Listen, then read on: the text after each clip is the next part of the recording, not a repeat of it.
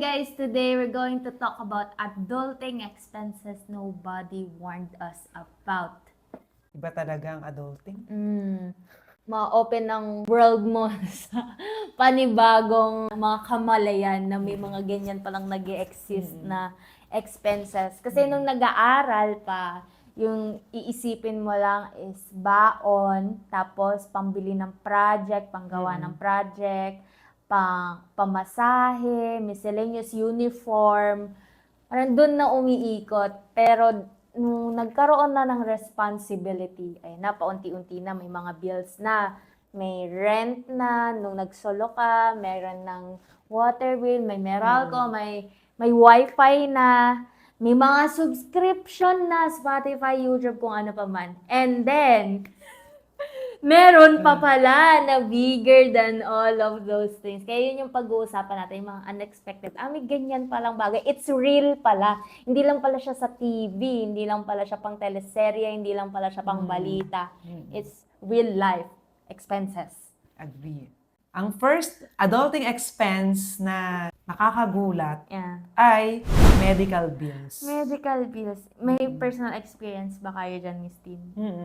Nung na-stroke yung lola ko, iba yung pakiramdam na, alam mo, syempre may nagkasakit sa family, tapos nakakalungkot na close to your heart, tapos may mga bibilin kayo ng mga bagay. Nagkaroon kami ng hospital bed sa loob ng bahay. Kasi nga dahil may edad na si nanay, 80s na, nung nangyari yun, mahirap na yung iupo siya, na bedridden siya, na stroke. So pag iuupo mo, ang hirap para iupo at pakainin, tapos nag-NGT rin siya. Kaya, nung dati, iniisip ko rin, yung ganun lang siya, na parang, ayun, mangyayari yun. Until such time na yung tatay na namin yung talagang nagkasakit. And then, iba yung nakatira ka sa bahay, nakikita mo kung gaano siya nakihirapan, kung paano nahihirapan yung stepmom namin, yung other family members in facing yung mga ganong circumstances, na talagang totoo siya.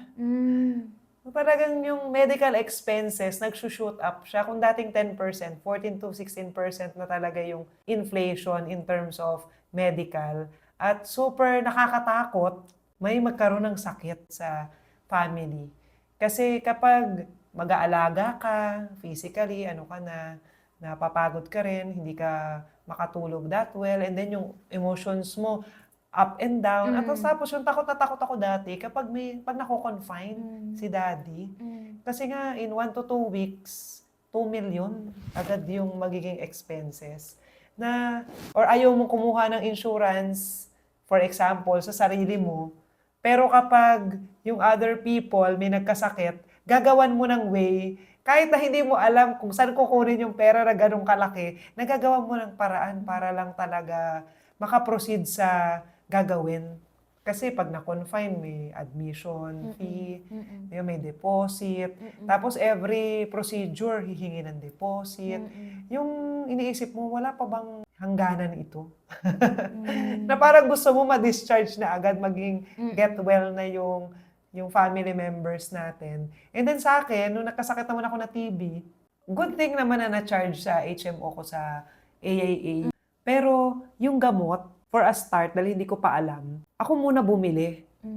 Naramdaman ko na parang yung commission ko, halos dun lang din sa gamot ko na pupunta. Gamot lang po yun, Oo, gamot pa lang yun, ilang libo na. Kasi ang inuman 3 times a day, na gamot for 6 months. Yung grabe. Parang iisipin mo, kaya siguro yung iba, hindi na rin pinipiling bumili ng gamot, magpa-consult because of the Horror story diba? na yun. Horror story. Tsaka yung higher expenses para doon sa medical, para gumaling ka. Buti na lang, super grateful ako dun sa aking pulmo na siya yung nagkwento na you can visit yung mga health center. Kasi may program yung barangay sa TB. So after 2 weeks, nung naging okay na-mention niya yun. Tapos nag-visit talaga ako. Magtiyaga kang mag-antay dyan. Nakasama yung iba na nagpapa-check up ng libre, gano'n. Nakakuha rin ako ng libreng gamot. Kaya grateful ako dun sa information na nakuha ko. Na sinishare ko rin sa iba na if ever mahawa tayo ng ganong sakit na hindi ko alam kung saan ko rin nakuha, may mga ganong other things. And then, na-experience din namin yung humingi ng tulong sa government. Pipipila ka. 100,000, oo. Kasi nga daw sinasuggest ng mga iba, dahil laki na ng aming medical bills, millions na talaga mula 2020 para dun kay daddy. But wala kaming regrets kasi nagawa namin yung best namin, ginawa rin ni daddy yung best niya kahit masama na yung pakiramdam niya para ma-extend yung life niya. At even if nakakapagod na rin kasi para sa kanya, di ba, yung tutusukan, kukuha ng blood, tapos magda-dialysis pa siya 3 times a week. Yung mga gano'n na physical, mental, emotional, financial pa, na sana yung financial aspect matanggal man lang. Para makapag-focus ka sa pag-aalaga, or kapag nawala na sila, yung family members natin, makapag-focus ka pag-mourn dahil yung finances, hindi na. Grabe pala yung mga na-experience ng iba na yung pumipila. Hindi ako pumila, si kuya ang pumila. Wow. Nakakuha naman kami ng 100K pambawas doon sa total hospital bills. Every peso count, talagang lahat na ng mga pwedeng gagawin natin para magpagaling, para gumaling. Hindi yung pinaka nakakatakot. Kasi nga, one family member pa lang.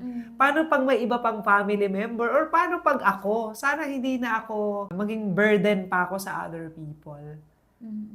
Sana yung aalagaan na lang ako. Hindi na in terms of money na poproblemahin pa nating lahat.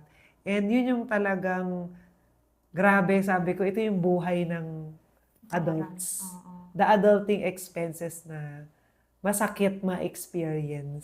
Na sana hindi ma-experience. Na sana hindi natin ma-experience nga at hindi na ma-experience ng ibang tao kapag nakapag-prepared tayo ng mas maaga. Yeah. Kasi pag hindi tayo nag-prepare, yun yung may pinakamalaking expense or cost in terms of lessons na dapat kung maituro natin sa family members na lahat, nung bata pa lang, lahat kumuha na ng insurance.